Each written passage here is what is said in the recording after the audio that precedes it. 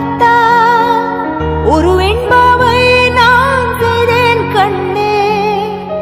இதழச்சில் நீர் எனும் தீர்க்கத்தா அதில் திருத்தங்கள்